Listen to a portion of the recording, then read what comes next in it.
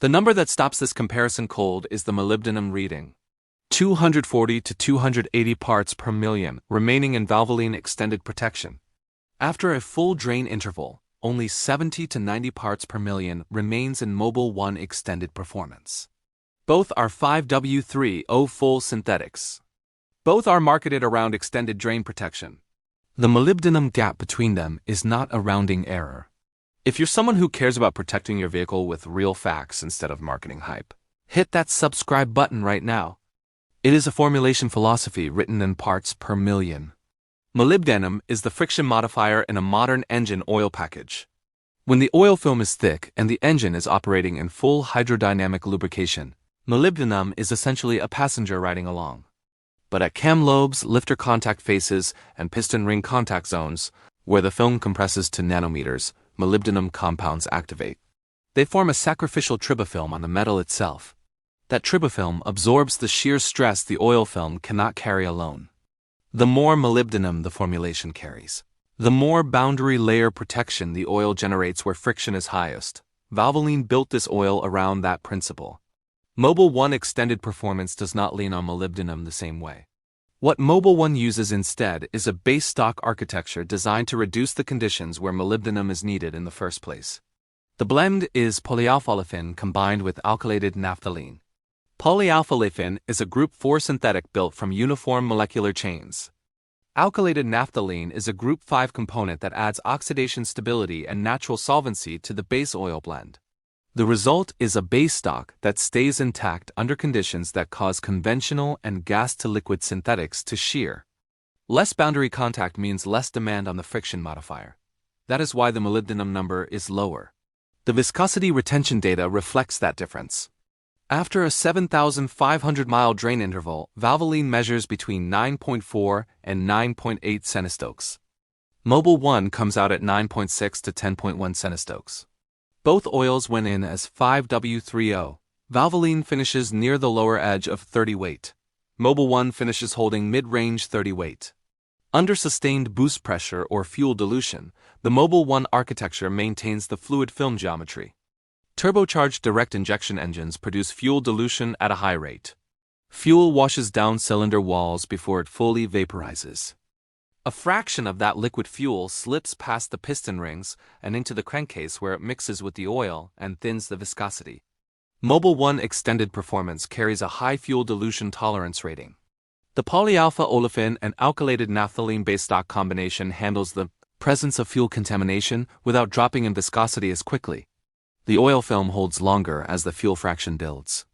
Valvoline Extended Protection rates moderate on that same measurement.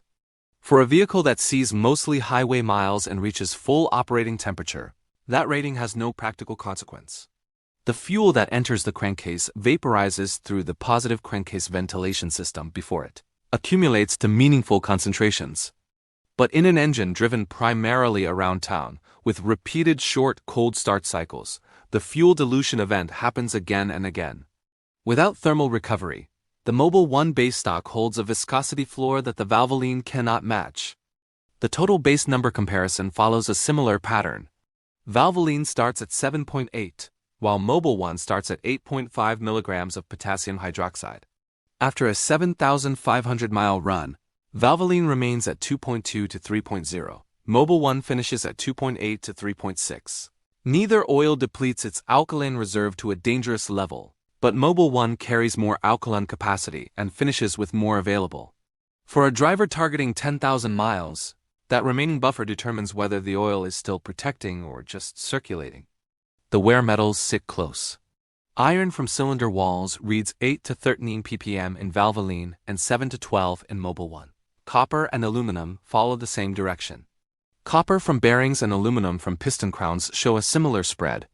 Both oils are inside acceptable ranges. Mobil 1 readings trend lower, a difference that accumulates under frequent thermal stress. The boron readings explain this divergence. Valvoline carries 70 to 90 parts per million, while Mobil 1 retains 120 to 160. Boron keeps byproducts in suspension, so they reach the filter rather than accumulating on engine surfaces. The calcium and magnesium readings are close. Valvoline retains 1,100 to 1,300 parts per million of calcium after use. Mobil 1 comes in at 1,000 to 1,200 parts per million. Magnesium is tighter still. 600 to 800 parts per million in Valvoline against 650 to 800 parts per million in Mobil 1. Both oils run a balanced calcium and magnesium detergent structure designed to protect against low-speed pre-ignition in modern turbocharged direct injection engines. And both clear the American Petroleum Institute's threshold comfortably. If you care about protecting your vehicle with real facts instead of marketing hype, hit subscribe. This category is a genuine tie. Zinc dialkyl-dithiofasp closes the additive comparison. Zinc in Valvoline comes out at 700 to 820 parts per million remaining. Mobil 1 retains 750 to 850 parts per million. Phosphorus mirrors that gap 600 to 720 parts per million in Valvoline versus 650 to 750 in Mobil 1. Mobil 1 finishes the interval with slightly more anti-wear chemistry intact, consistent with what the wear metal and boron readings already suggested. The used oil analysis lands here. Valvoline Extended Protection made a calculated bet on molybdenum. That bet pays off at cam lobes and ring contact zones. In engines that run frequent short trips where the oil film is regularly compressed into boundary conditions, the molybdenum loading is real and effective. Mobil 1 Extended Performance made a different bet. Build a base that reduces the severity of boundary lubrication events before the friction modifier is called. Carry more boron to sustain dispersancy through the full interval. Start with a slightly higher total base number and hold it longer. The result is an oil that shears less, disperses longer, and finishes the drain interval with more of its chemistry intact than Valvoline. Both of those bets are coherent. The question is which one fits the engine and the driving pattern in front of you.